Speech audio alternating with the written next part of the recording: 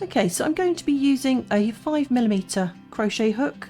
I'm using this Stylecraft Savannah Aran weight yarn. It's 100% cotton. I'm going to use this colour today. It comes in quite a few different colours. And you'll need a pair of scissors as well. Okay, to start off, you're going to need to chain a multiple of 2 plus 1 extra stitch for your swatch. So if you're making a dishcloth and you want to make one about this size, this is roughly 9 inches square, you want to chain 41. That's what I chained for mine. I'm just going to make a small swatch here today just to show you how to do the stitch. So we want a multiple of 2, so we're going to count 1, 2, 1, 2, 1, 2, 1, 2, 1, 2, and then we're going to have 1 extra stitch for our starting chain. Okay, so the first thing we're going to do is put a single crochet into the 3rd chain from a hook. So a single crochet in here, then chain 1. We're going to skip the next stitch and put a single crochet in the following stitch.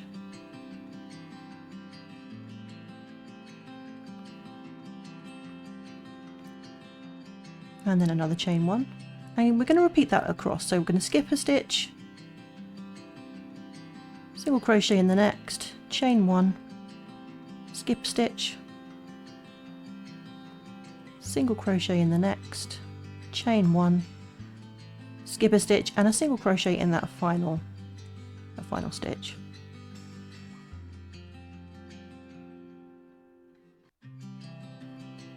Okay, so we're now going to chain 2 and turn.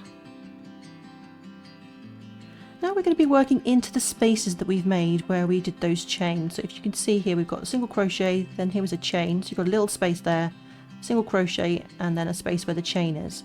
So we're going to put single crochets into each of those spaces. So a single crochet and a chain 1, single crochet, chain 1, single crochet, chain 1, and keep doing that until you get to the end. And you're going to put a single crochet in that last chain space.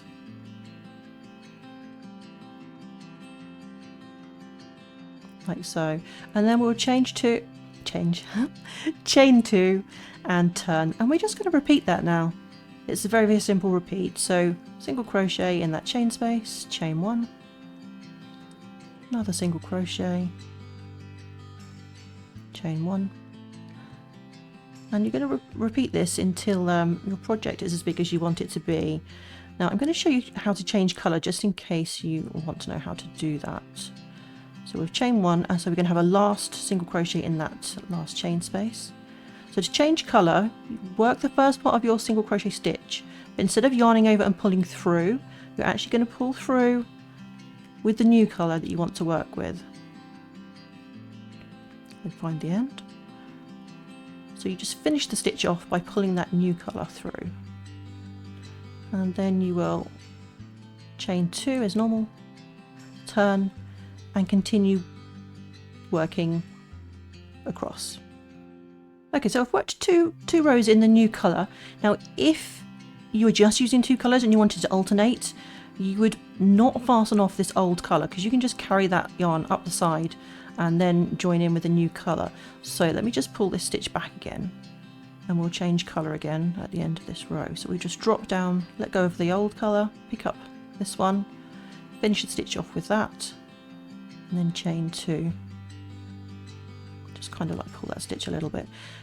You can see there is a float here. Once we add a border onto this, you won't see this. So then you can continue with your next colour, and you can keep doing that. If you're having lots of different colours, then you would need to fasten off and join in new colours each time. Otherwise your edges would get very busy and a bit thick. Okay, so I've made this little swatch here. Now to add a border onto our linen stitch project, the linen stitch actually takes up less width. A row takes up less width than a normal single crochet because the stitches are kind of interlinked.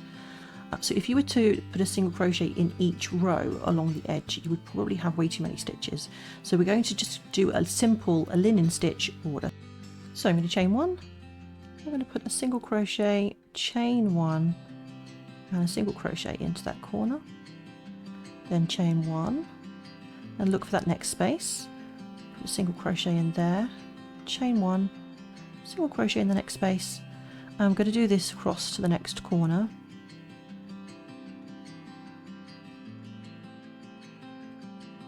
And in the corner, again single crochet, chain 1, single crochet. Now we're going to work along the side. So we'll chain 1 and we're going to skip a row and then put a single crochet in the next row, chain 1, skip a row, single crochet in the next one, chain 1, and we continue across our project, skipping a row and putting a single crochet in the edge of the next row. Oh, hold on, I didn't skip one there. There we go. So this is what you'll do around your project.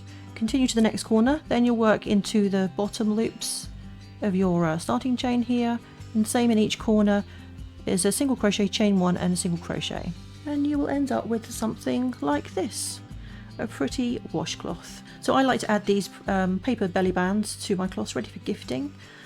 I will leave a link in the description box from where you can get these from. They're also really easy to make yourself. You can make them in a Word document or Canva. If you would like to make a baby blanket with this stitch, you can check out my free pattern, which is also linked in the description. What will you make with this stitch? Let me know in the comments below. Take care now. Bye bye.